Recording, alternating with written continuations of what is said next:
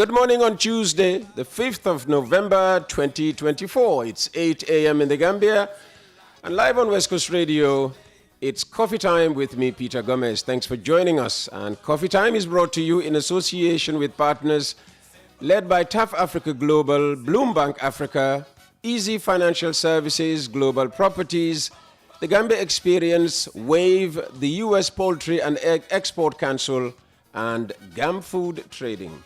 The American Chicken Festival 2024 is here. Join us for the second annual celebration of all things chicken on Saturday, November 23rd at Hyperlink Village, Palmer Junction, Bethel Harding Highway from 12 p.m. to 12 a.m.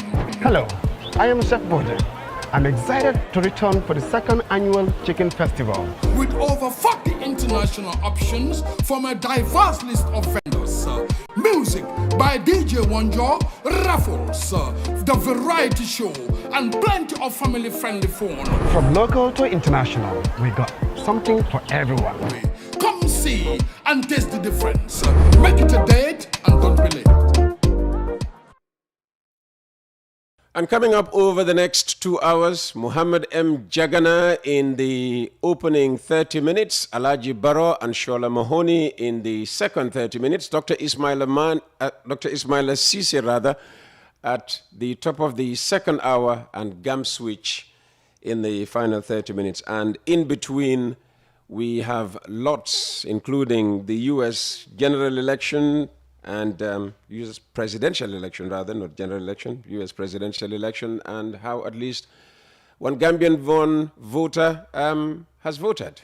And just before we bring you the front pages of today's news, let's meet our first guest this morning, Muhammadu M. Jagana. I like to say Muhammadu. I mean, you write Muhammad.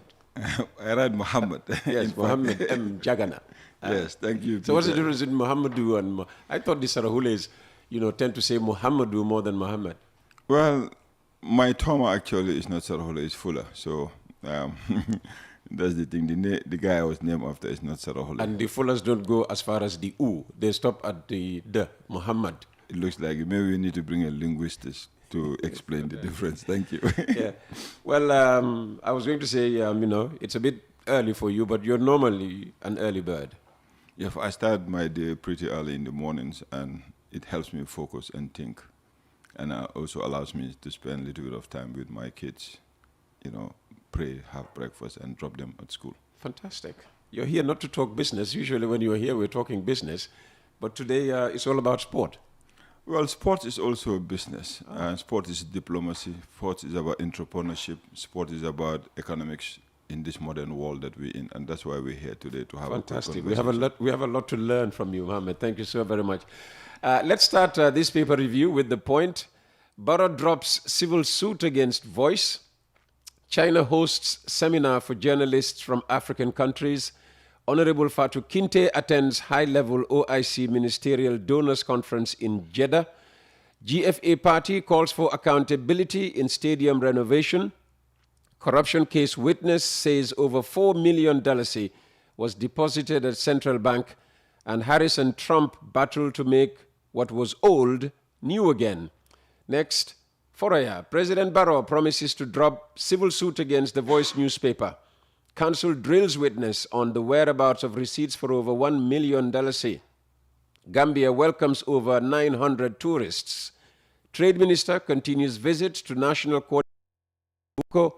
And Senegal's ruling party pledges to remove amnesty law that freed its leader. Next, we pick up the Voice's front page. President Barrow assures to drop civil suit against the Voice newspaper. Police officer testifies in corruption trial of 3 top government officials. COPG to stage protest against 2024 gazetted draft constitution.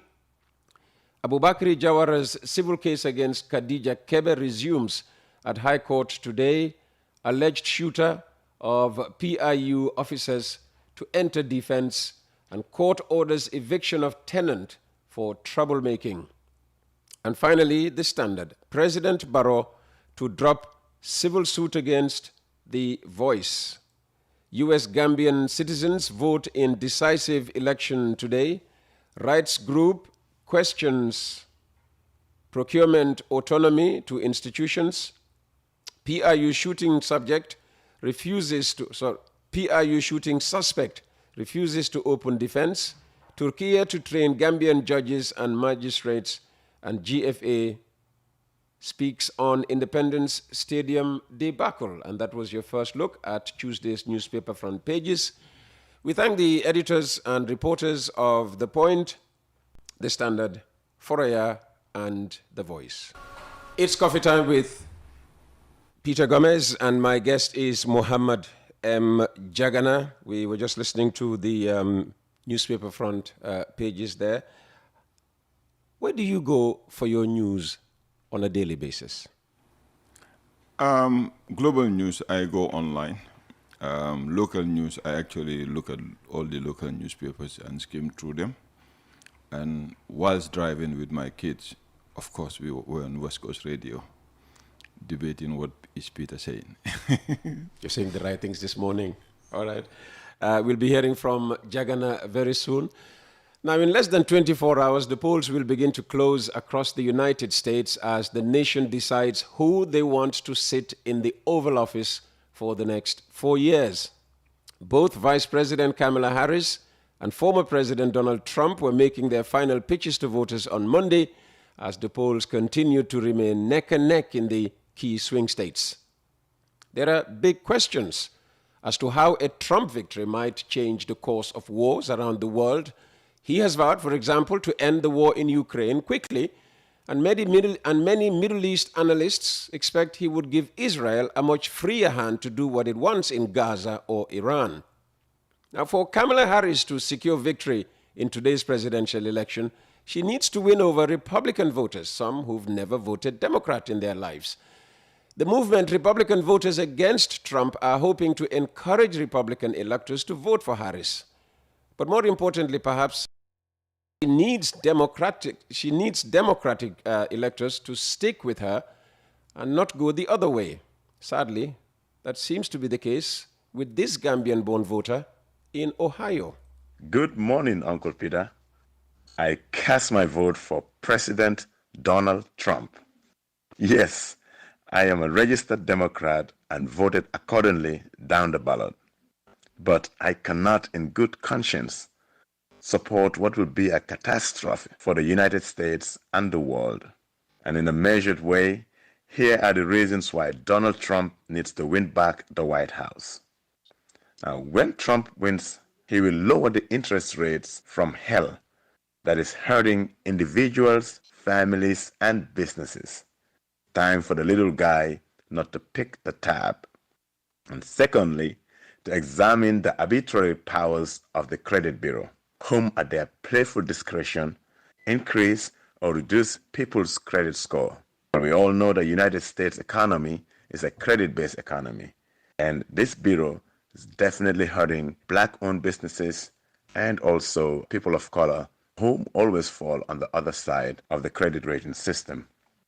And the third point is the appointment of the champion fighter of children, that's RFK Jr., to dumb down the 76 vaccines given to babies and children at birth and at developing stages.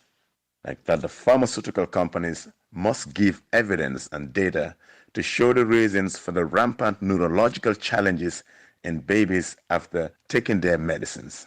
No wonder autism and depression is accepted or normalized in children in the United States. My fourth point would be to promote metabolic health. Make the food lobby to discard the toxins and chemical contents in raising and processing nutrition sources so that the food causing infertility, low testosterone, and the new wave of degenerative health issues be replaced with naturally healthy, safe food. Our food should give us good energy for growth. Soon the cancer rate, blood pressure, and high blood sugar, which are leading causes of death and disability, would be lowered. The fifth, also a very important point, that's the pocketbook issues, that Americans will once again enjoy healthy 401ks, high-paying job, good environment for startups and entrepreneurship. Moreover, affordable consumer goods and low property taxes on mortgages. Now, this point is the dream of every homeowner in the United States. My fifth point would be world peace now. Good over evil, and notice to the leaders that Donald Trump is here. That those that are fighting wars and the warmongers would be put on notice. The world order will be revised to deal with these real issues. Currently, the world is on fire due to the incompetence of the Biden-Harris administration.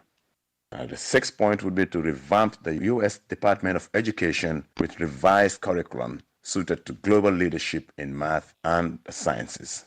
The United States education system is pushing all these kids to be behind, and we're trying to see how they can just come back and be leaders in math and science. And the seventh is to protect our sons and daughters, to uphold family traditions and stand for Christianity. Uncle Peter, these are the reasons why I think Donald Trump should definitely win back the White House. And that was Benjamin Ali Juf, our former colleague here at West Coast Radio, a Democrat who's decided not to give his vote to Kamala Harris, but to Donald Trump. Well, one man who's hoping loyalists don't change at the last minute is Mohamed M. Jagana in the Gambia, who is running for president of the Gambian National Olympic Committee, the GNOC. It's one of the most important sporting organizations in the country, and its leadership race pits Jagana, currently the vice president of the Gambia Karate Association, against Baidudu Jallo, the longtime president of the Gambia Volleyball Association. Well, Coffee Time will speak to both candidates before the vote on the 23rd of November, starting this morning, of course, with Mohamed M. Jagana, who joins me, armed with his election manifesto, I believe. Why is a manifesto important? Well, thank you, Peter, and esteemed listeners, for having me here today and giving me the opportunity to speak to the public, and hopefully some of the associations and federations will pick my discussions with you and make sense why I am a better candidate and a better president for the GNOC. Baidu is a great person, but I think I am a much better leader. The purpose of the manifesto is not to just talk, but to set the strategic vision of the Gambia National Olympic Committee for the next quadrennial.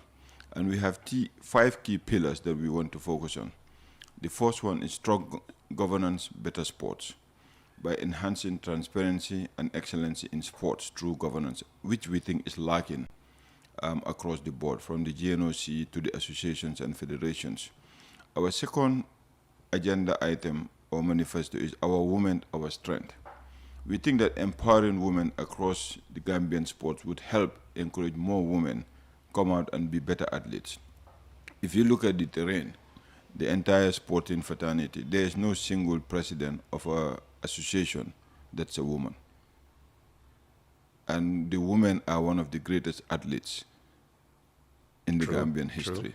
I remember from our time, Mbahe, Manesila, Kumba Jau, coming to Gina Bass and all. Although they were fantastic great men that were great athletes, but I think the women seem to be underrated here. So I think it's good to have more women. Underrated or underrepresented? Underrepresented and underrated to a certain extent, yes. We also want to talk about Heritage Gambia, connecting Gambian diaspora athletes with home athletes, so that we have a stronger representation of Gambians, regardless of where they live or where they're born, because they have the heritage. We saw that happen very well in the U.S. against South Sudan. You might not be a basketball fan, but you know, I am. Well, I thought you're a Liverpool guy, but well, it doesn't mean that I don't follow other sport. Well, you know, I'm a Tottenham guy, so we won't go into that debate. But then, you know, if you look at that game, those games between South Sudan and the U.S., U.S. scored more points, but the South Sudanese won the game. If you look at the game between France and the U.S. won the game, but France played the game. And all of these guys, if you look at their background, they're either diasporans playing outside, but they decided to play under the South Sudan and French flag. And those are some of the things that we want to bring in. We want to... But a lot of that is happening already in football, isn't it? Well, there's thousands of Gambians probably in the diaspora. You have your grandkids there. We have the judoka, Faye Njai, who represents Gambia. We have Ami Barrow, swimming. A whole bunch of them are out there. But we want to put a proper structure and a platform that will give these people the opportunity to be able to represent Gambia. I know football is doing it, but we want to bring it at a much better level, much more professional, much more dedicated. Fund the dream, goal for Gambia. We think there should be sustainable funding for athletes to be successful. And if that happens, there's a possibility that in LA 2028, Gambia would win a gold medal. Although there are several events before that, including the African Championship and all of that stuff. But we have to sow the seed now, so that by LA 2028, we should be able to come up with a medal in some kind of sports. We've seen what Gina Bass did. She did very well, but unfortunately, as the African Championship, she could not make it to win a gold or a silver medal or a bronze medal. But we think if we start working on it now, by LA 2028, the next Olympics, Gambians would come home with a medal. Our final agenda is the Gambia Beach Games. We want to showcase Gambian culture and promote sports tourism. As I mentioned earlier, we need to look at tourism and sports. We need to look at sports and economics. We need to look at sports and diplomacy and sports and entrepreneurship. Those are our key from our manifesto. And would you say voting for you would be voting for continuity? Because currently you're the treasurer of the Olympic Committee, aren't you? Yes, I'm the treasurer of the Olympic Committee. But I got into the Olympics through my relationship with Beatrice. When I volunteered, the former president who is current president who's not contesting. Okay. When I volunteered, not former, outgoing president. When I volunteered to be the chair of the Marketing Commission. And what I've noticed as chair of the Marketing Commission, it was very difficult to raise funds at the local level. And when I became treasurer, I saw the pains in some of the athletes and some of the federations and associations. Because of the structure of the NOC, it's difficult for them to excel. So that's why... Tell me about the structure of the NOC, because there was a time when the NOC was literally funding all the sporting bodies. It didn't matter how big you were, how small you were.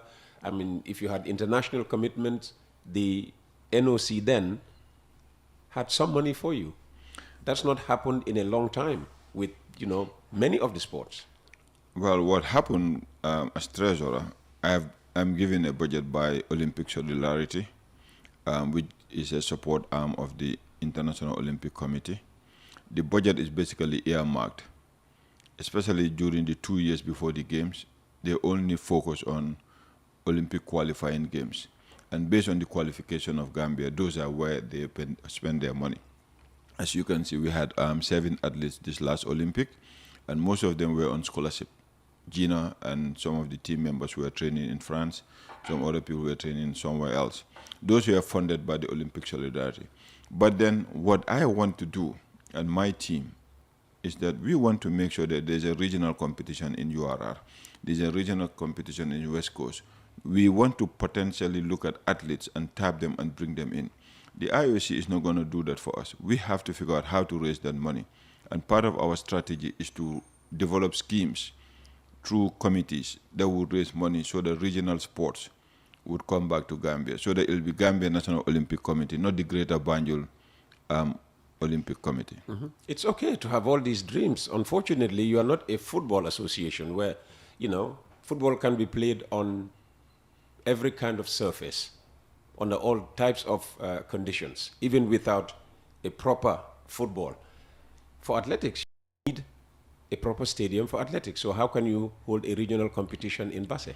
Well, where in Basse? That is true, but I think... So you have to talk about infrastructure first. Infrastructure Gina Bass is handled by running government. for the Gambia. Gina Bass cannot train in the Gambia, and all these other athletes. Yes, Gina Bass cannot train in Gambia because the level she is at. But when not just the level, the facilities do not exist. I agree. That's what I'm saying. I'll come to that. Yeah. The GNOC is not responsible for facilities. Government is responsible for that. But then talent acquisition is what we want to focus on. If you do a competition in Basse and you somebody who has a potential prospect, how can we help that young kid, a boy or a girl, brought into the mainstream? Is it through a scholarship program? Do they move back to the greater Banjul area? Do we bring them closer to facilities where they'll have access to coaches? But if you don't go out there to look for them, you cannot bring them to the national stage. And there's probably hundreds of Gina bars out there that we haven't seen because we haven't gone out to identify them. And some will look at your team and say, well, okay, they may be, reputable people, respected people in society, but they are not known for sport. So why bring them in to come and govern us when they don't even understand the basics of our sport? Well, when we selected the team, we looked at several agenda items that we have in our manifesto, and we pinpoint people to that particular item. For example, our women, our strength. That's why we want to propose. That's why we propose in Fatim Baji as our Secretary General, and I think she'll do a wonderful job. Some of us might not be in the forefront, but behind the scene, we are involved in sports. We have sponsored sports programs, we have sponsored teams, we have sponsored associations. Myself, an alumni of Rector Sepera, our colors blue and white. You know what buttons to press. I have been involved in sports. I used to play volleyball, I used to play basketball, I used to play handball. The Honorable Minister Abdou Diop was one of the best volleyball players in this country. Minister of Tourism, yes. Formerly of Petroleum and Energy. Exactly. So I've been involved in sports. I've been involved in sports in URR, in football, for the last 15 years. Just that people might not see me in the forefront doesn't mean that. But then what we need to understand, Peter, sports politics have changed. Now people at a global level, sports is a business. It's a mindset of a multi-billion-dollar industry. I mean, you know what Liverpool has done over the last years. Arsenal used to run one of the best balance sheets. They didn't win championship, but they had the best balance sheet. Where they look at it from a business perspective. And that is what we want to bring into the Gambia. Sports diplomacy, sports tourism, sports economy. So that we can uplift the young athletes.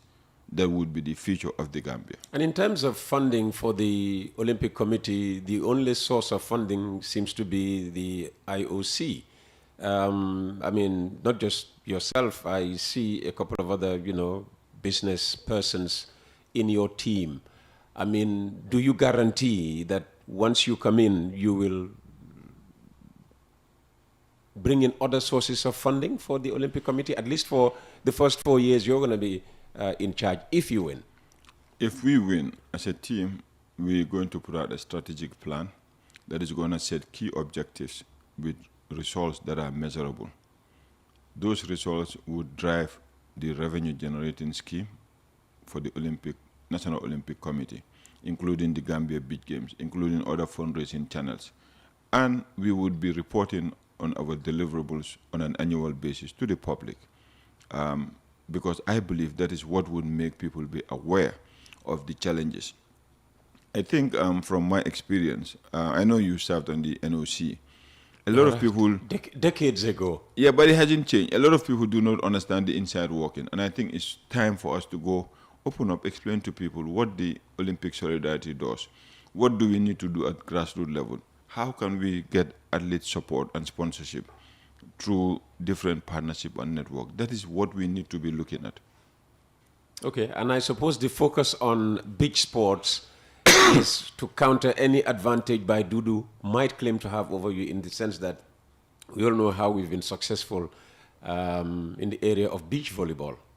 I think Gambia has done very well in beach volleyball, but there's other sports that can be included in Gambia Beach Games. And this is a concept, an idea that we've been looking at since 2023. And it's not about countering by Dudu, it's about putting together a program that would benefit. Well, he's been known to be very successful with volleyball. Yeah, I know. That is one area where we are winning medals for granted. Yes, but there's prospects for people to play beach football, 3-on-3, beach basketball, beach wrestling, beach taekwondo, beach judo. So the opportunity is immense. It's not just volleyball, which they have done very well, and I give them that credit, but it's bigger.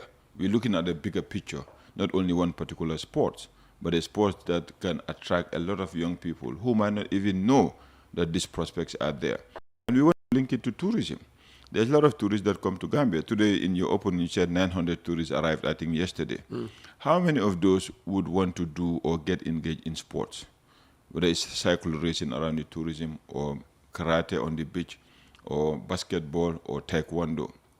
They might not be having that offering. So we'll partner with the Gambia tourism sector and make sure that in the next 4 or 5 years, when tourists are coming to Gambia, they can see Destination Gambia as a place that when I go on holidays, me and my family, we can participate in sports for fun. And that could create bonding for local athletes and local communities to grow sports in this country. And how has your tenure as treasurer of the GNOC helped the organization? I think I have done pretty well in balancing the books, making sure that our resources, although limited, are used to the maximum. And it's been a challenge in terms of funding. But then, as treasurer, I sit with the board and look at what is the most optimal that we can do. Sometimes, I mean, we did propose even cutting some of our costs, operational costs, to put more money into the athletes, cut some of the costs to expand our footprint. But it's kind of difficult to a certain sense, because when the Olympic Solidarity sends you money, it's basically like a straight jacket. It's not a open piece that you can nyaw your waramba. That's why you need other sources of funding. That's why we want to come up with the idea of Fund for Gold, whereby we look at other sources of funding, look at other programs, sit with government and say, look, in order for Gambia to excel in certain sports, we think you should at least allocate this level of money to these sports. But then, if we give the money to you as an association, you have to be accountable. You have to be transparent. You have to have a good governance in your association. We're not talking about only good governance at the NOC level. We're talking about trickling it down all the way to the grassroots level, because people need to hold associations accountable. How many associations do you know that publish what they do in this country? Very few, very few. And even the ones that are, expected to publish, sometimes they don't publish at all. Lamin Kinkoli, is he with you or is he with Baidudu? Lamin Kinkoli has been nominated by both parties, so he's going to stand unopposed. There's nothing wrong in the constitution that says that both... So he's guaranteed... to be the first vice president. And I think he has a lot of experience in terms of sports, talking to him and engaging him. Wow. And from his experience from National Sports Council, his participation in Birkama football and that stuff. So I think in terms of grassroots sports, he will bring a whole lot of experience to our team. Fantastic. Jagana, how would you like to end the conversation? I just want to call on all the associations and federations that let's vote for a team that would bring change. Team Yokandam, Jagana and his team. Don't play on your emotions. Look at the greater picture. A better Gambia, better sports. Thank you. And that was Mohammed M. Jagana. Thank you for coming. Later this week, or next Tuesday, we will hear from his opponent Baidudu Jallow. Let's stay with sport. And time was when GFA stood for Gambia Football Association. But these days, the acronym is very political, standing for Gambia for All, one of the opposition parties that emerged after the fall of dictator Yahya Jammeh. By now, you'll have heard that against the expectations of most Gambians, the Confederation of African Football, or CAF, has decided to maintain the ban on the Independent Stadium despite the hundreds of millions spent on its refurbishment. While some fans are pointing the finger at the Football Federation, the GFF, and calling for heads to roll, there's no doubt in the mind of the GFA leadership where the axe should fall. The party issued a press statement on Monday, which is read for us now by Esa Ba. One has to wonder whether there is anyone in President Barrow's government who knows or ever heard of a checklist of standards that quality management organizations use as inspection tools to qualify or disqualify venues for international sports tournaments. These inspection tools ensure uniformity of services and amenities so that performance or tasks are consistent across the board and are in line with international standards. The reported disapproval by CAF once again of our national stadium's fitness for purpose is not a surprise to us in GFA. What will surprise us, however, is whether President Barrow will hold individuals accountable for this disgraceful and wasteful episode that has dashed the hopes of an entire generation of young Gambians. The standards concerned are generally issued by various international organizations and are readily available to anyone who cares to make an effort to get them. It is therefore incomprehensible why CAF's checklist of standards cannot be properly followed by the Barrow administration officials. Were they trying to cut corners, or are they simply incompetent? They owe an explanation to the Gambian people. It is disheartening to note that this scandal involving the stadium is part of a long list of poorly executed projects by this administration. This list includes, among others, the International Airport Innovation Project, where millions of taxpayer dollars were purportedly spent only to have an airport that ranks among the worst in the region. Even the road projects that President Barrow keeps mentioning as part of his legacy and what he advances as his raison d'etre for a controversial third-term bid, or troisième mandat, as is notoriously referred to in the sub-region, are substandard. All these projects suffer from the same poor quality issues identified by CAF inspectors at the National Stadium. Regrettably, President Barrow's solution to the issue of administrative incompetence is to pay journalists to report favorably on government projects and to enhance the capacity of the Ministry of Information in peddling alternative narratives that are plainly different from the people's everyday experiences. One is drawn to the conclusion that this ministry is gradually being transformed into what can be best described as an Orwellian disinformation bureau. Politicians, administrators, contractors, and project managers are reminded that those collaborating, participating, or enabling the administration to defraud the public will be held to account however long it takes. GFA would like to reiterate once again our commitment to fight an unrelenting battle against official corruption. We will ensure that what is for the Gambian public goes to the Gambian public. Very simply put, there will be compromise on this principle. And that was a statement by the opposition Gambia for All party, read for us by Esa Ba, and live on 92.1 on FM and www.wcr.gm. This is Coffee Time with me, Peter Gomez. The program is now also available on YouTube and Facebook, thanks to these partners. Good day, my people. My name is Marcel Sanyang, Bank Farafenya branch. I just want to encourage my customers to use our mobile app and use our ATM. You don't even need to come to the bank to do any transaction. You can be at your home and you do your transactions. You can also use our ATMs. When the queue is long, you don't even need to enter the bank. Just use the ATM and off you go. I just want to encourage all of you that Trust Bank, we are here for you. We will make sure that we give you all what you need in your banking. Thank you.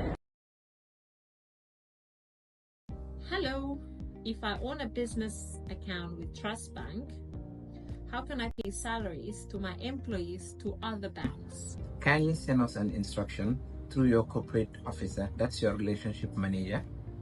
Send the instruction through a hard copy and we will kindly process for you. It is easy, it is simple. We will need few information from you. Each customer's name, the BBAN, and the bank it needs to be sent to. The BBAN should be complete and it should be in 18 digits. Please kindly forward this and then it will be processed the same day and all the funds will be credited in other banks as well. Thank you. Looking for an establishment where value for money and unrivaled services with admirable turnaround time is guaranteed? The Port of Banjul is the perfect place for you. A vital gateway for trade offering connections to numerous global destinations. With improved infrastructure combined with a flexible tariff, the Port of Banjul remains a vital node in maritime trade. Along with its dedicated workforce, efficient service delivery, technology-inspired innovation, and an impressive record in handling all type of cargo, the Port of Banjul is also widely acknowledged as one of the safest ports on the continent with no history of piracy. As a major player in the region's maritime trade, accounting for 90% of all imports and exports, we are more than just a transit point, but a vital cog in the global trade sphere. Come experience a hassle-free fast customs clearance inspired by our simplified trade documentation procedures, safe and efficient cargo and vessel handling. The Port of Banjul offers prompt, reliable and value for money service, and customer satisfaction is guaranteed. And if you'd like to advertise on the program, it's easy. Just pick up your phone and call our man Jibril Jassi on either 699-0107 or 787-0107. He could also be reached on 924-24-24. And reminds us of the importance of celebrating the older persons among us for all that they have done, all they have achieved, and all the past contributions they have made for the community and the country at large.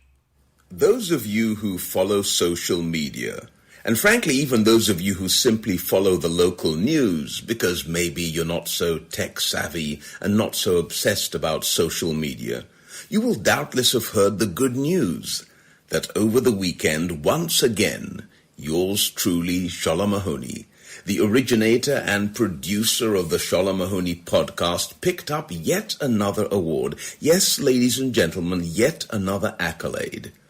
To be precise, it was on Saturday evening, the 2nd of November, at the Sir Dawda International Conference Center, that I was called on stage to receive the award, to say a few words by way of an acceptance speech, and to take home yet another handsome trophy that is now proudly on display on one of our prominent shelves for all our visitors to see and admire. Well, okay, I suppose that technically, if you want to quibble, it wasn't really my award, because I was actually invited to this year's annual She Awards, the 4th edition, by the way, which this year was celebrating women in leadership, shaping the future for girls. I was invited to receive the Legacy Award on behalf of my 95-year-old mother, an award given in recognition and in celebration of, and here let me quote from the citation for you, the remarkable legacy of Dr. Florence Mahoney for her profound contributions to the empowerment of women and girls through education and history. So yes, if truth be told, I suppose I was neither the awardee nor the honoree, but nevertheless, I was the one on that stage receiving the award. So do ya unano jealous me? Nyan na len bulen ma anyan nak. And quite frankly, as no organization has bothered to honor me with an award, not that I'm dropping any hints or begging for an award, mind you, but until people start calling me to receive my own award, I suppose there's no shame in a 66-year-old man riding on the coattails of his 95-year-old mother. But on a slightly more serious note, I must say that my mother has been both touched and tickled by the awards that she has received over the past few years. In fact, when I first informed her that she was to be given a Legacy Award by the She Awards organization, her initial response was one of incredulity, along the lines of, "What? Another award? Me, an old lady of 95? And why the incredulity, you might ask? Well, it turns out that having worked for decades as a devoted and dedicated teacher in the local education system, it is in my mother's 90s that she has received more awards and more accolades than she ever received during her entire working career. And the awards have ranged from being recognized by her alma mater, the School of Oriental and African Studies, known as SOAS, to receiving an International Women's Day Award from a local bank for leading the way in education, to presentations from her past Gambia high school students, those who used to call her Mère, celebrating their 50th class reunion, to most recently being honored by the She Awards. And while you might be tempted to think that it's all a bit late in the day for us to start recognizing a 95-year-old for the work she did decades ago, it's actually not late at all. In fact, this is a wonderful time in my mum's life for her to be recognized for her legacy, for her past academic achievements, for the impact she had on the lives of her students, for the inspiration and encouragement that she has provided to young women in school and academia. And mind you, she takes none of this recognition for granted. In fact, she feels gratified, and I dare say even validated and affirmed. And the fact that my mother is alive and well and able to appreciate these awards and accolades is also a blessing that none of us, least of all my mum, takes for granted. Today is the first Tuesday in the month of November. And although for Peter Gomez that simply means that I owe him a podcast, the month of November is particularly significant in other ways. In our family, for example, it is the month in which we remember and commemorate the anniversary of my mother being awarded her doctoral degree in November 1963. And of course, as we all know, in the US, and in so many countries with close ties to the US, today is Election Day. But perhaps what you didn't know was that the month of November in the United States is also National Family Caregivers Month, a month established to recognize, celebrate, and support the millions of family caregivers in the United States who provide essential care for loved ones. And this is a very worthwhile and meaningful initiative in the US. Meanwhile, in the Gambia, we don't have a special month, or a special week, or even a special day that we set aside to recognize family caregivers. For centuries, family caregiving and looking after our older family members has quite simply been part of our culture, part of our DNA, if you will, something that we do almost instinctively. And that, for me, is a good thing, something we should be proud of, something we should strive to preserve. But while there is a tendency for us to focus on the physical and healthcare aspects of caregiving, research shows that there are other aspects of caregiving that are just as important when it comes to healthy aging, notably the emotional and psychosocial aspects. And those organizations, those groups, those individuals who go out of their way to celebrate the legacy of the older persons among us seem to have grasped that critical insight. Because recognizing older persons for their past achievements and contributions, no matter how small they may seem, is both meaningful and beneficial, and does have a positive influence on their mental and emotional well-being as they age. Acknowledgement from family and community contributes to the dignity of older persons, reminding them of their purpose and reinforcing their sense of self-esteem, all of which are essential components of healthy and fulfilling aging. And I would suggest that this is a hugely important lesson for all of us and any of us living with older persons, whether in our families, in our compounds, or in our communities. The research tells us that every little bit, every little gesture, every little comment that we can make to honor, to celebrate, to just remember their past and their legacy really does help.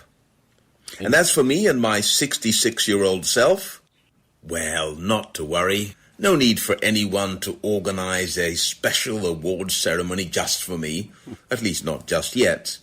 I'm still basking in the warmth of my 95-year-old mother's newfound fame. Why not? Why not? And congratulations to Mayor, and well done, the awarding organization. That was Shola Mahoney, and off he goes for another month. Well, someone you don't have to wait that long for is Alaji Barrow, whose longest absence is never more than a week. In his contribution today, he's all about Gambian attitudes, especially when one finds oneself in a position of authority. I remember having a conversation with a friend of mine about Gambians and our addiction to palas or palazzo, meaning a government job. But we were not talking about just any government job. We meant the types of jobs that come with some power, like being a minister.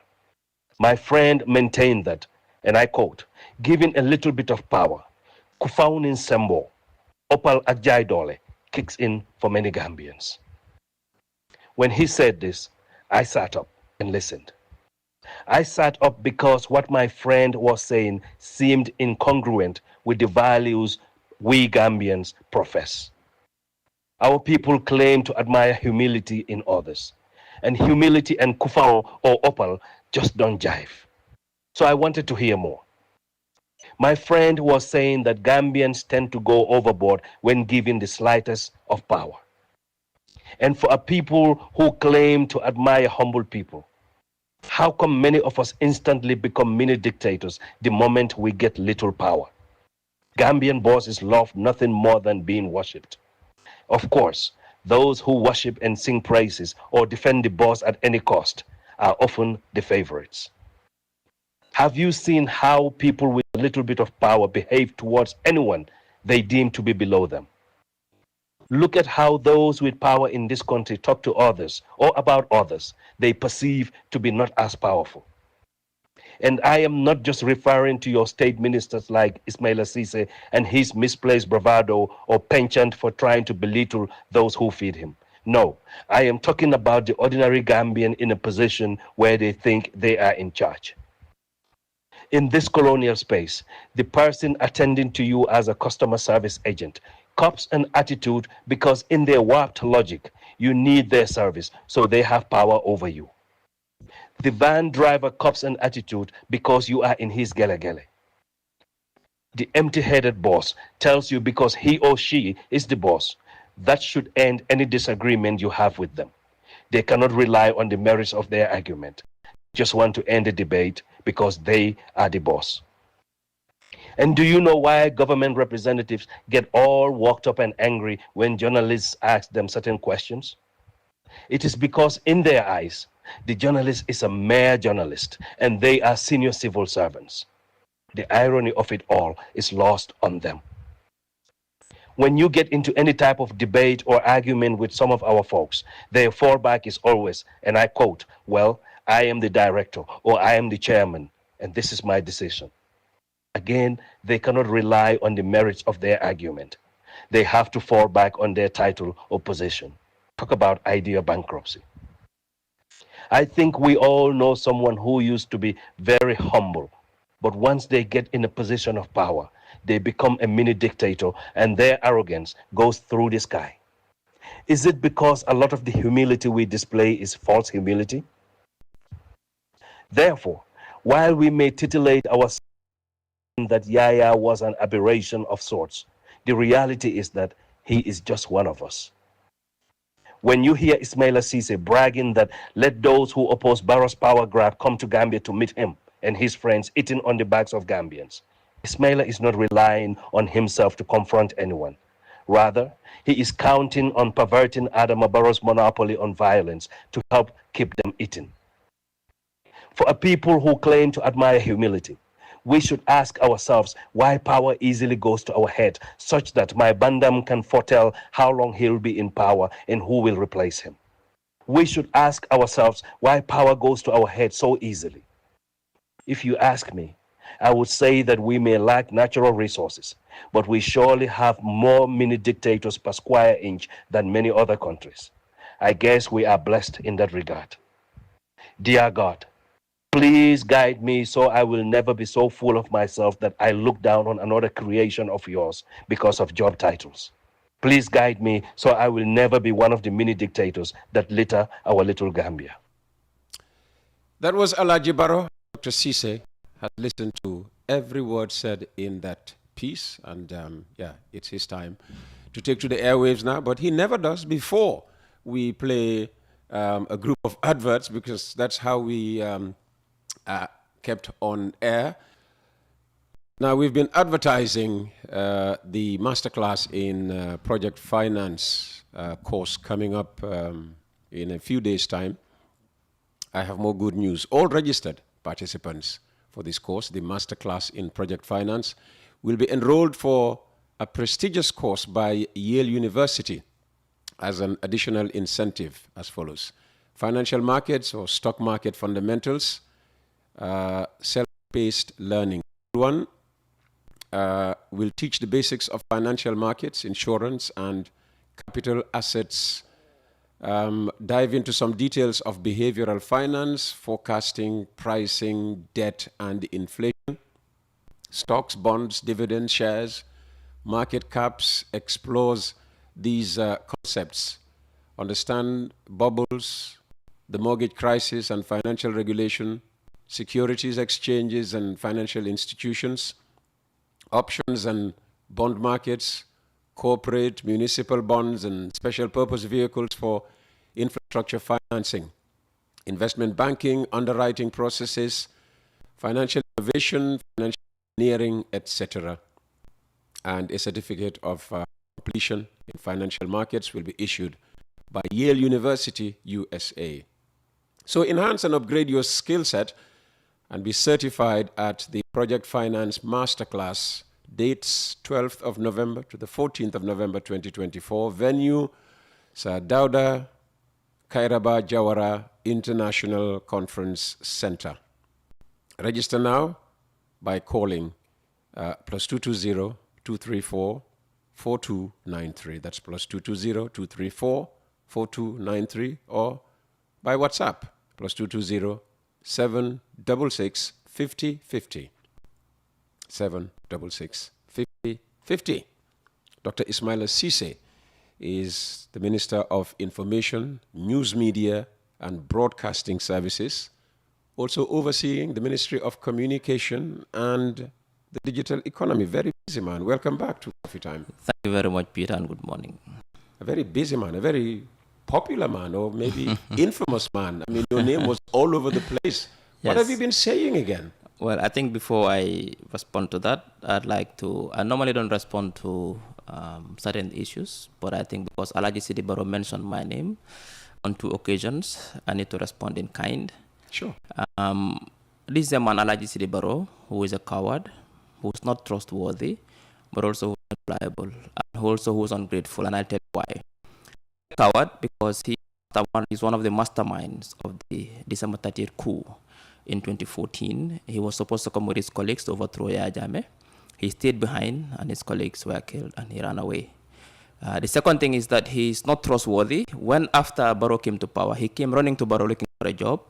He was given a job at the TRC. He didn't complete his job. He got himself a wife there and he left with the wife, not completing his job, his assignment in the TRC. He's not trustworthy.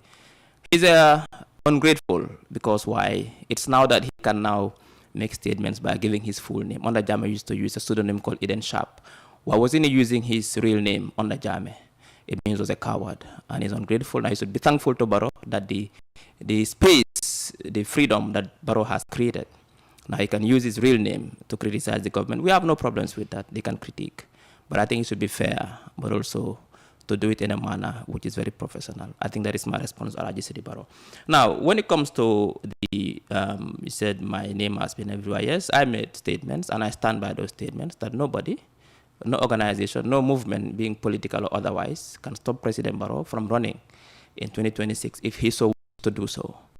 Perhaps some people took offense in the manner in which I said it, the comportment, and I regret it. I think it was unbecoming of me to make those statements in such a manner that when I take full responsibility. But what I said, I still stand by it. Not nobody, no organization, no being political or otherwise can stop the president from running in 2026 if so wishes to.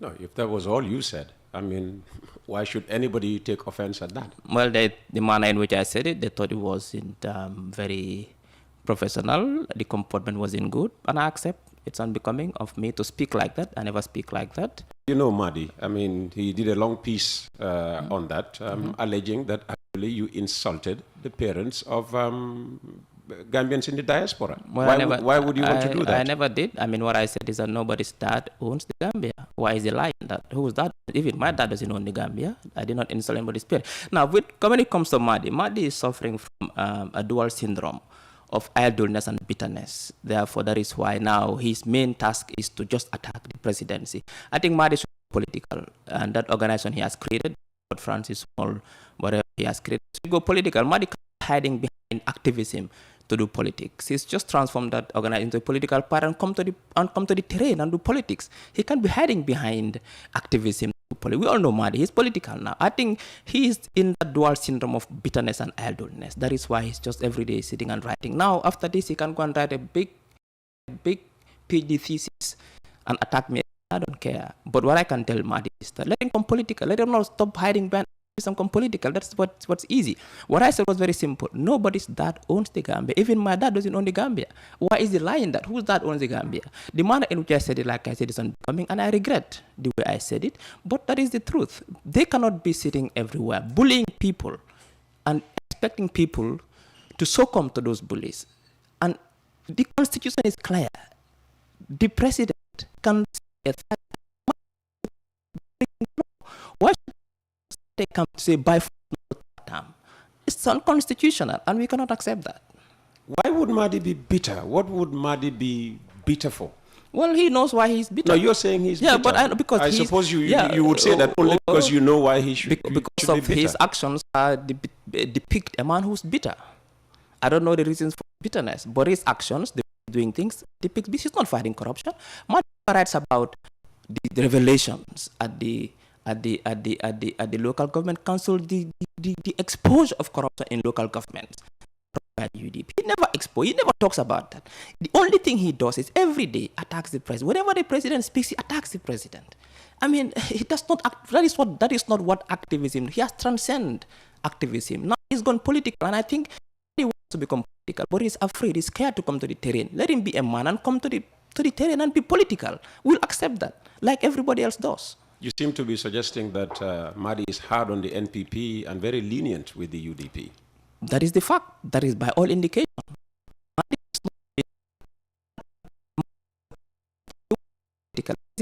But he's scared. He's finding a way to do it, and now he's trying to make it in a man. Let him come political. Let him be like a man and come political and say, you know what, I'm going to run 2026, and does his politics. Let him go to the terrain. He cannot be hiding behind activism. It doesn't work anymore. Scared of who? Dr. Cisse or Adama Barrow or who? Maybe the backlash of being political. Maybe, I don't know. But I think that he needs to come being political.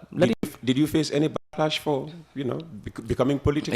It's not being a political. You get criticized, you get insulted, you get questioned, you introduce question. It comes with the terrain. It's called the incident, the occupational hazards of a politician. He a coward. He should come and say, you know what, I am going political. I am face the consequence of going political. He cannot continue hiding behind activism to do his politics. There was a time when he defended you, and you were happy that Mahdi was writing on your behalf. Well, that's how it works. I also defended him at some point.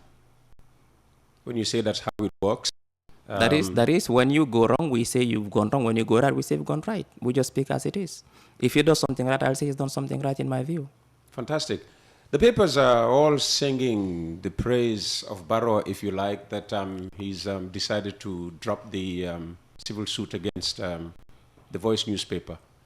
I understand there was a meeting with sections of the media where you were present. Tell me about this. I wasn't there. In fulfillment of his desire to promote press freedom and to promote freedom of speech in this country, the president has decided to withdraw his lawsuit against. In fulfillment of his desire. Yeah, he wouldn't have gone to court in the first place. Yeah, but the president has a right to go. I mean, you remember in the previous... it in a different way. That's what I'm saying, is that in the previous era, if a journalist writes something which the presidency deemed to be injurious, they don't take you to court. They arrest you, you disappear, or you are killed. That did not happen to Sanatix Mane. You were not there. That did not happen to Sanatix Mane. President Jawara also went to court, you said, in the previous... I'm talking about the Jame era. Yeah, when I say the previous era. In the Jame era, it didn't happen. So if this is a promotion of democracy, it shows that the rule of law works, that the president believes in the separation of powers, and he also has trust and confidence in the justice system, that if a report is being made and he feels that that report is injurious to his person, to his party, to his government, he takes the law to the courts, to a competent court to decide. I think that is within his rights. Now, the journalists the GPU, the Media Council, the Newspaper Publishers Association, the Journalists Women Association came to meet the president yesterday and pleaded with him to drop the charges, and he listened, and he's a president who is tolerant, who listens, and who's got enormous empathy. And after listening to them, he decided to withdraw the lawsuit against the Voice newspaper, the civil lawsuit. And were the Voice newspaper required, I mean, the editors, were they required to say anything to the president by way of a an apology? The editor came later. He did not meet the president. He came because when the... Why were they not there? I mean, this meeting was apparently on their behalf. Yes, but the issue was that, like I said, the media practitioners came to plead with the president without Musa Sharif, the Voice newspaper. And when the president decided to withdraw his lawsuit, we had an extra meeting later on with Musa Sharif, who admitted the publication. And then we agreed that now we are going to publish a statement to say that he has regretted his statement, and the president has now forgiven him and will withdraw the civil lawsuit against him and the newspaper. How far had the case been in the courts?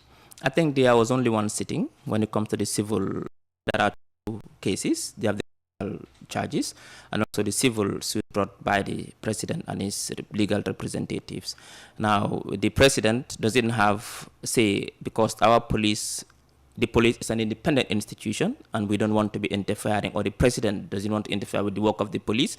What he has control over is the lawsuit that is brought forward by him, legal representatives, against the Voice newspaper, Musa Sharif. That is what he has withdrawn or promised to withdraw. Could it be that, in this initial, open desire to punish the Voice newspaper journalists by them to court through a civil or criminal lawsuit, the police will now even, pursue the Voice journalists even more vigorously than they would have if both suits had been pursued in court? Well, I wouldn't assume so. What I know is that the president did not take Musa Sharif and the Voice to court for the sole purpose of punishing them, is to seek redress in a competent court of law when he felt injured, like every other citizen can do. If Musa Sharif had cause to take the president to court for a statement made by the president that he felt injured, that nobody would have said anything. It's his right as well as a citizen to seek redress in competent courts. The president as a citizen has a right to seek redress in a competent court. The aim of the president is not to punish, is to seek redress for a publication that he felt was injurious to his person, to his presidency, to the institution of the president, but also to his political party. And redress in the form of what? Well, that the courts will decide that. It's a civil case. It's to seek redress, because when Musa Sharif made the publication, when the Voice made the publication, the president's legal representatives wrote to the newspaper to retract and apologize, which they refused to do, and they were threatened to be taken to the courts for the courts to give a verdict, and then the president wanted just redress.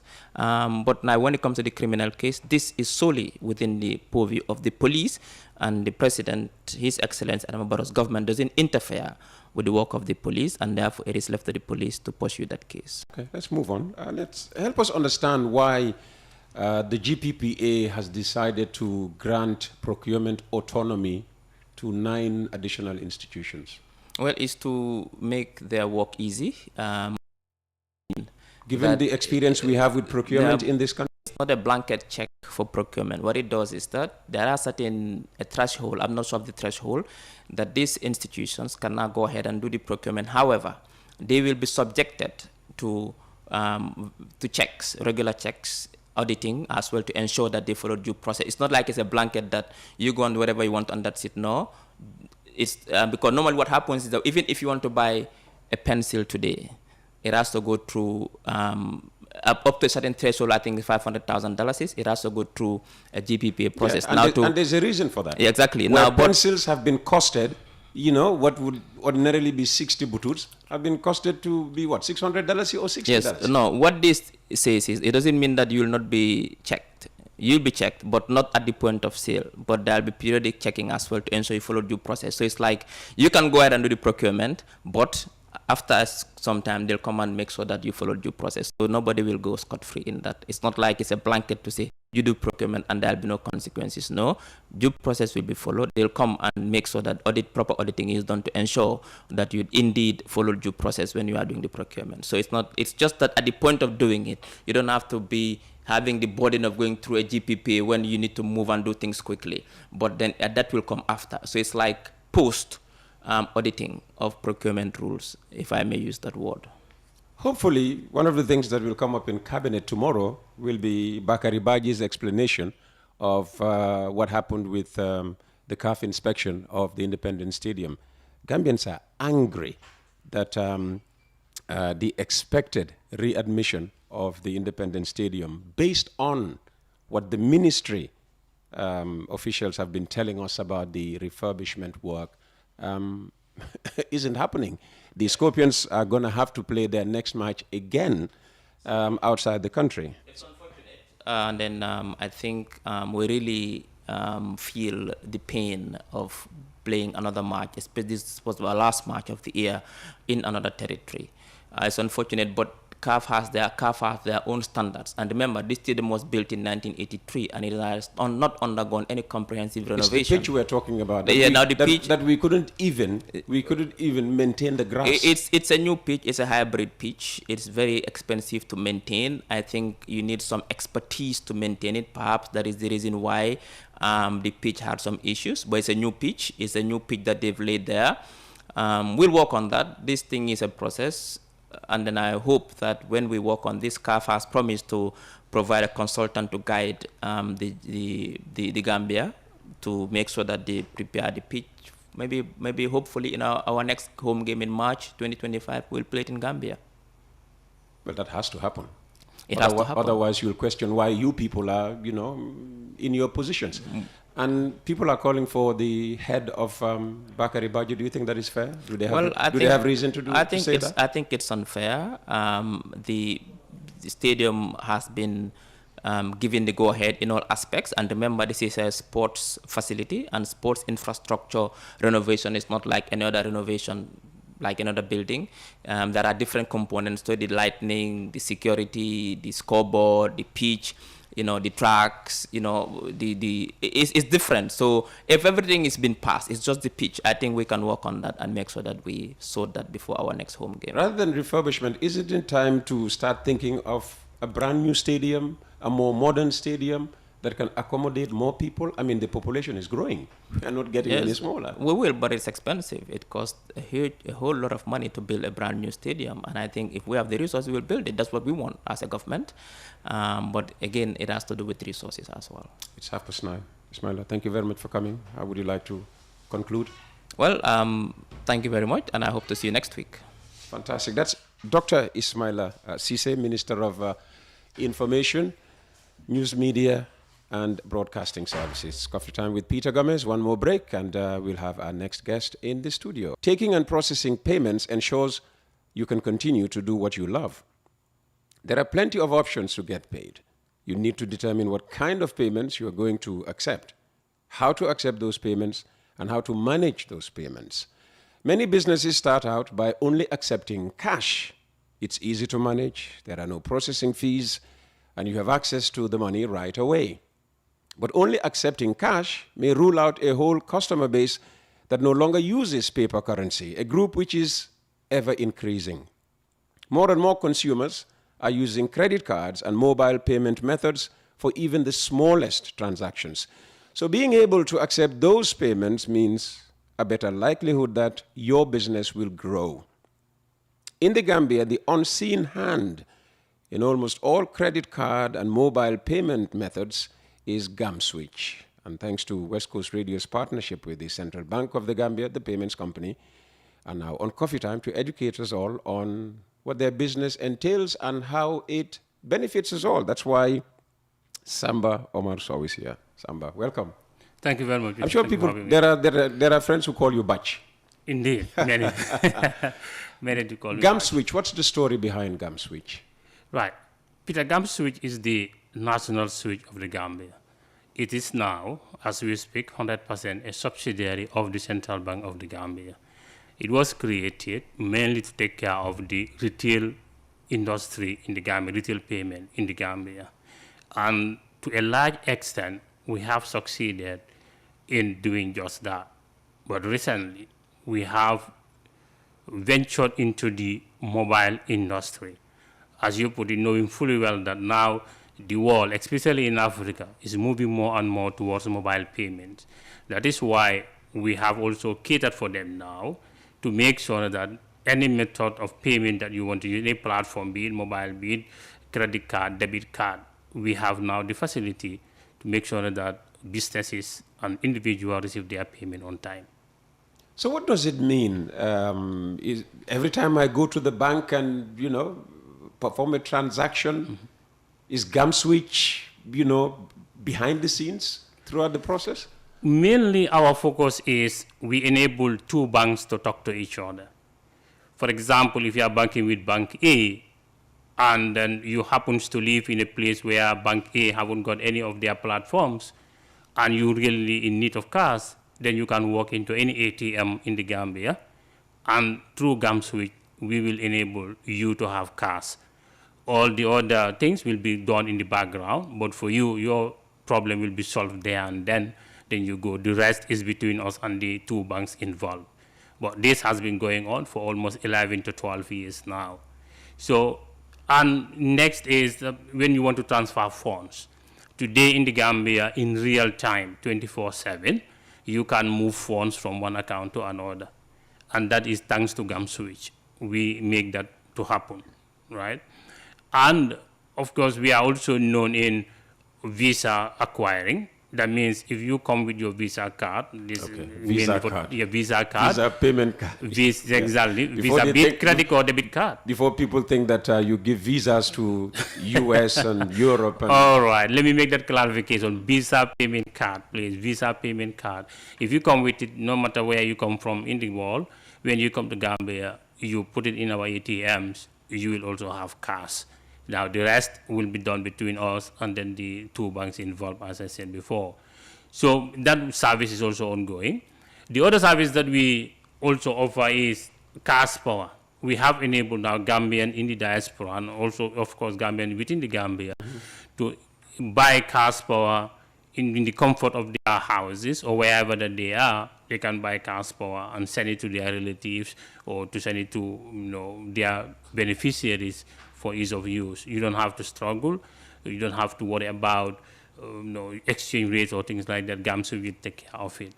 We are connected to many people around the world, many in the US, in Europe, and in other parts of Africa even. We have our agents all over the world now.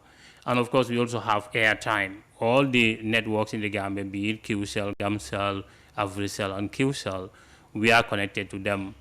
And you can buy and top up your mobile phones for your relatives or for yourself. Yeah.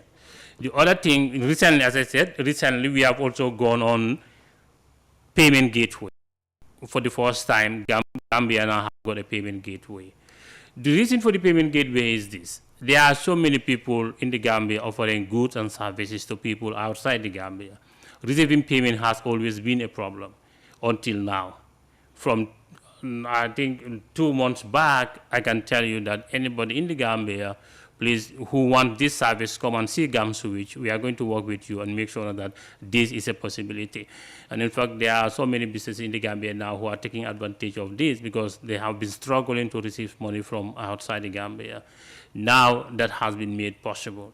So you just come to us. We will give you our APIs. You integrate, and then that's all you need. And you'll be able to receive money anywhere in the world. Any major card scheme in the world is supported.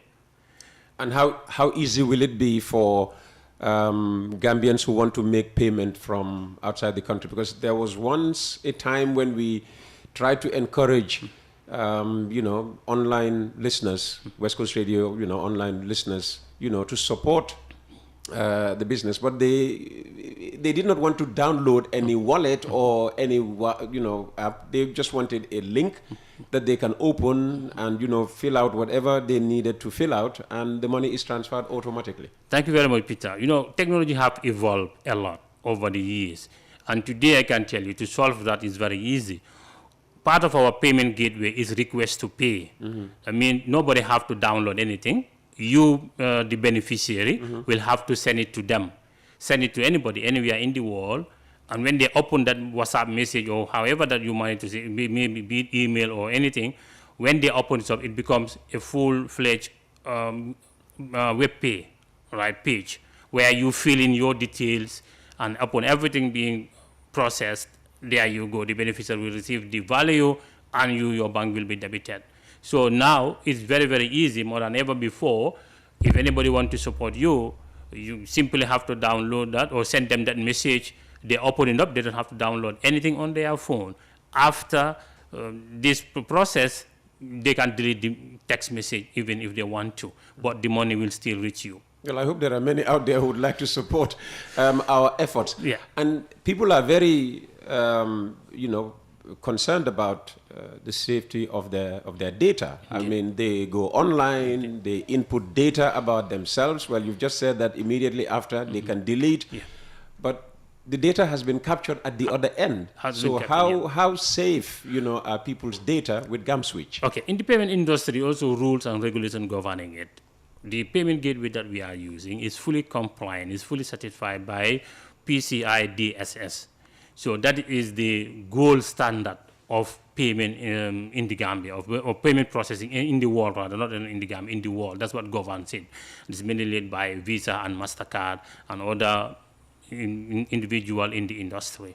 So the payment gateway that we are using is fully 100% compliant with all those things. Yes, your payment data, your data that you have supplied will be stored, but the manner in which it is stored, rarely do we have anything like data breaches in those terms. Yes.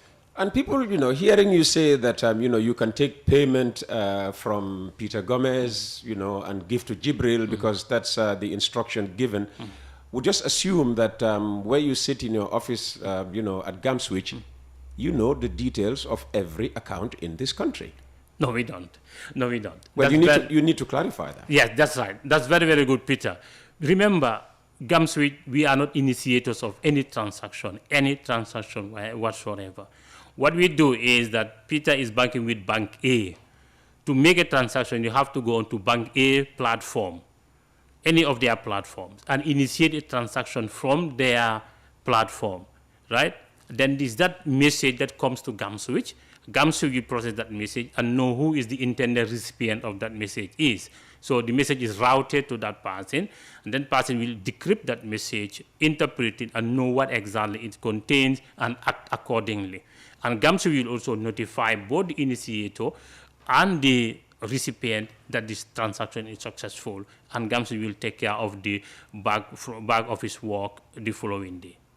And as the third party now in this transaction between me and my bank, when there's a problem, I'm paying to Jibril, I get, a prompt that my transaction is successful. But after 3 days, Jibril calls me and is ranting. I mean, you said you were going to pay me 3 days ago. I'm still waiting, and still no payment has been effected. Yes. Well, what's your role in this, in this problem? As I said, wherever it involves two banks, 99% of the time GamSwitch is involved. And we will not run away from you at the critical time. When you face such kind of problem, unfortunately, this thing is foreseen, and it happens not because of the wanting of our platform, but because of probably the infrastructures in the country. For example, the networks. We also depend on network to make sure that be it internet or be it other forms of communication that we use, and we are not in control of those communications. Maybe it can even be power. By the time that you complete your transaction, power gone. Yeah, the popular power. Exactly. So in that instance, definitely the transaction will fail. Or even by the time that rarely do we send you notification that the transaction is successful, at the same time you don't. But I say it happens. Occasionally it does happen, but when it happens, please feel free. Know that GamSwitch have your back, and you are going to get that money. You will never lose that money. GamSwitch know exactly what happened from the beginning to the end, and we are assuring everybody, to anybody who use our platform and you face those problems, please, we are on social media with all the handles, and also you can also visit our website, you can visit our offices, you go to the central bank, ask for GamSwitch, they will tell you where we are. We are always standing firm to make sure that you receive that money. And for those businesses, with markets outside the country that were encountering all sorts of, payment difficulties, how can they sign on to your platform? Well, Yes, as long as they have a platform where they display their goods and services. Like a website? Like a website, like a portal, GAMSA will do that. The payment, remember, we handle payment. Payment, we will handle that one. And most of the, or some of the clients that we are targeting, of course, is the hoteliers or people working in the tourist industry. Because as you know, the tourist season have just begun. So we are inviting everybody in the hotels to come over and then see. Past are gone are the days when tourists will want to visit your hotel and then they can only pay maybe when they come out to the counter. That is gone. They can pay you right from wherever they are, and they can pay you on any services that you are offering them. And when they come, you yourself will be notified who have paid, when they have paid, where they have paid. Everything will be very, very visible for you to now process that. I suppose registration is not for free. No. Again, we have made it very, very easy. We are only asking for $25,000. $25,000 for people who want to go onto the payment gateway, because Peter also, IT, services are very expensive. We have but the lady who's only doing galam to the UK and America may say, well, I cannot afford $25,000. That is why we are encouraging institutions in the Gambia, like the GCCI, Chamber of Commerce, to go and then aggregate those women or those small businesses into one, so that they will only have one registration platform. But also, GAMSA, you also have that social responsibility, whereby you come, we assess you, we know that you really want to make ends meet, but you cannot afford the $25,000. There is no problem. We can always discuss. We are open to discussion. We can discuss and make sure that we promise you that we will make sure that you get on that platform and your goods and services will be displayed. Fantastic. Yeah. And in 1 minute, what would you like to say? In 1 minute, probably, let me talk about the mobile suite that we are going to bring up. As I said, we have achieved 100% bank interoperability. The next one on the agenda is mobile wallet interoperability. That one is coming live maybe this month. I think this month or later, early next month, inshallah, in December. What it does is, for the first time, you cannot transfer from 2 mobile wallets in the Gambia. That is going to be thing of the past when we have our mobile, or when we go live on the mobile wallet. And that one we're going live, as I said, either this month or early December. So we are also inviting everybody who is, working on this industry, mobile wallet operator, please come.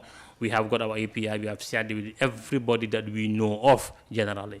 There are certain things that we ask of the mobile wallet operators, and that is, you must be cleared by the central bank.